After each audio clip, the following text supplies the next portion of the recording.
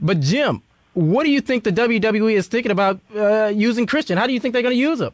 We got him away from TNA. He was a big fish in a small pond. I can hear him talking down there, so we got him away from them so he can't do them any good. Wow. He is really trashing him, isn't he? Yeah, he's giving it to him. That's pretty much what WWE did with him. I mean, Vince said the whole plan was for Christian to come back as Jeff's attacker, but once everybody kind of figured that out, I mean, that's obvious. Mm-hmm. Vince cast it aside and come up with Matt Hardy and just didn't have anything to do with Christian. The writers for ECW actually asked for Christian to be on their show because Vince didn't have anything else to do with him. That's pretty much his mindset, just get him away from TNA. Well, apparently, Vince, what I was reading into the story is that Vince didn't know what to do. He wasn't sold completely on Christian. No, he doesn't believe Christian's a big star. If he did, he wouldn't have let him go to TNA in the first place. But the whole point for offering him a new contract is because he was a big star in TNA. He was drawing money for TNA, so he had to get him away from there. All right, Cornette, if you were in control, what would you do with Christian? If they were smart, which Vince McMahon used to be before his kids and Wow. his yes-men and his minions took over the running of the company, and the son-in-law, he would have pushed Christian Cage to the moon simply to show the rest of the TNA talent, hey, if you sign with us and you come up here, we'll make you superstars. We'll feature you. We'll push you. We'll give you an outlet for your talents. We'll make you a ton of money. So get on out of there and come up here. He's absolutely right. Wouldn't that be a better way, business-wise, for him to say, all right, I made Christian into a star. I took him away from your little program, and I put him on the mega scene. I put him on the high buys, the buy rates, the ratings, all that. We gave that to Christian, and if you leave your little small company, your little pond over here, look what I can do for you. Makes sense to me. That's the way I'd market him. That would have been the smart thing, but how many times has Vince does that? Look at every guy he's taken from TNA. Mm-hmm. You have Christian, Ron Killings, Chris Harris, Monty Brown, and even back in the when they were in the asylum in Nashville, they took Sonny Siaki. At the time when they took him, those guys were all pretty good draws for TNA. Right. And they didn't do anything with any of them. Siaki never even made it out of the developmental territory. Harris wasted away for a couple weeks, and then they just fired him. Yeah. R-Truth hasn't done anything since he debuted. Right. And Monty Brown, he didn't do much. Now Harris completely gave up pro wrestling, didn't he? I don't know if he gave it up, but... Well, he's like on a back burner. He's like, I got to get things... I haven't seen his name anywhere since he was fired, but... Cornette adds this about Vince. Vince McMahon, whether it's Congress or whether it's the wrestling world or whatever it is, he's not going to admit to anybody that he has to do anything that he doesn't want to do. Remember I told you last week, he said learn how to eat shit in business? Yeah. Well, Vince McMahon has lost the taste for shit. Wow. Isn't that something? He beat everybody. He threw Stephanie. He threw Triple H. He threw all the yes men that they have backstage, Vince has. And Vince himself, he threw them all under there, didn't he? Oh, yeah. Cornette didn't hold back any punches, but, I mean, Cornette's pissed off. He got fired for...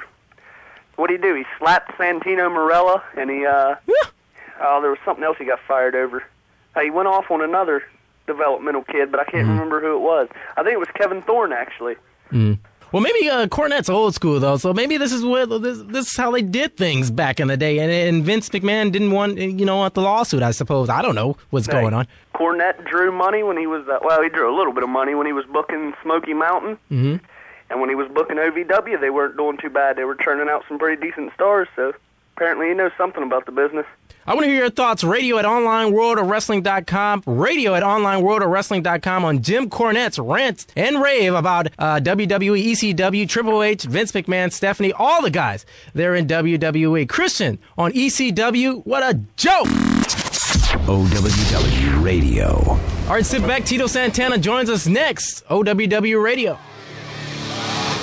Oh, yeah, bam! What's up, wrestling fans? It's the ODB. And when I'm not partying and kicking brides, bootay in the six-sided ring, I'm checking out online, worldofwrestling.com. I think I got it right. I'm a little drunk. Whatever. Yeah, so check it out, because I am, because they get down and dirty like the ODB. Bam! These are the moments that defy gravity. These are the risk takers that fly with no limits. These are the adrenaline junkies that thrive off big air and extreme action. Soaring to new heights, crashing to new lows. On March 15th, the ultimate match in TNA Wrestling returns. Ultimate X. TNA Wrestling presents Destination X. Live Sunday, March 15th, only on pay-per-view. All right, where do you go to find downloadable professional wrestling on demand? One site, clickwrestle.com. Whether it's male or female, mixed, you want some free videos, wrestlers, and the catalogs that follow, clickwrestle.com. Featuring wrestling matches involving Claudio Castagnoli, Art Cannon, Cheerleader Melissa, American Dragon, Daphne, Chris Hero, Mischief, and many more. Clickwrestle.com matches are now only $2.95 to purchase. $2.95. You can't go wrong with $2.95. Just log on to www.clickwrestle.com. Clickwrestle.com.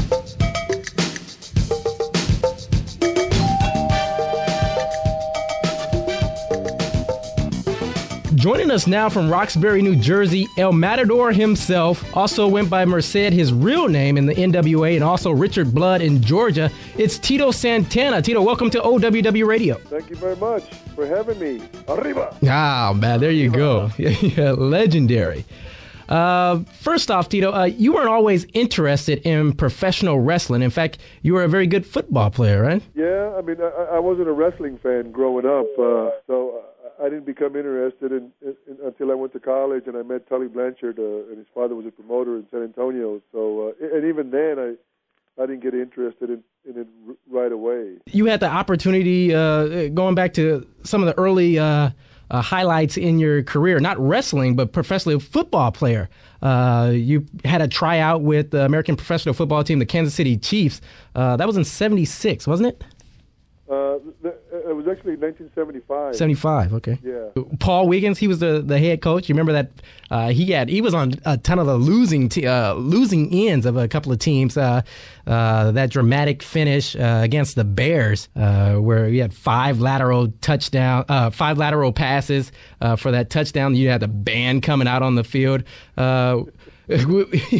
What's your experience with Paul Wiggins? Well, that was his rookie year when I was there.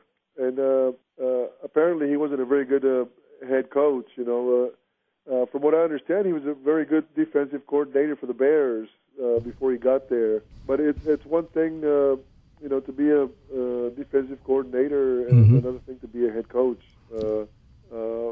Personally, I didn't deal very much with him, other than after being there with the Chiefs for 10 weeks, telling me that he was cutting me. There was not a very good experience that I had with him. It was the worst thing I ever had to go through in my life up until then. All right, fast forward to your professional wrestling career, and you take up the real name of Ricky the Dragon Steamboat, Richard Blood. Did you know this going into that character? How'd that come out? That was my first territory in Atlanta, Georgia, wrestling for the NWA. Jim Barnett was the promoter. Ted Turner had us on his TBS station, and Ricky Steamboat had just left Atlanta and gone to Charlotte and gone on to become a big star. They changed his name to Ricky Steamboat there.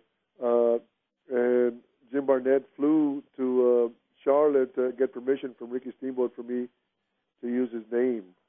It was all Jim Barnett's idea. And he was all right with you using his, this is his real name. It was all right for him? Yeah, he was okay with it. As a matter of fact, I ended up going to Charlotte from Atlanta myself, and a lot of the fans would, come up to me and ask me why I would let Ricky Steamboat drive my cars. They checked the license plate.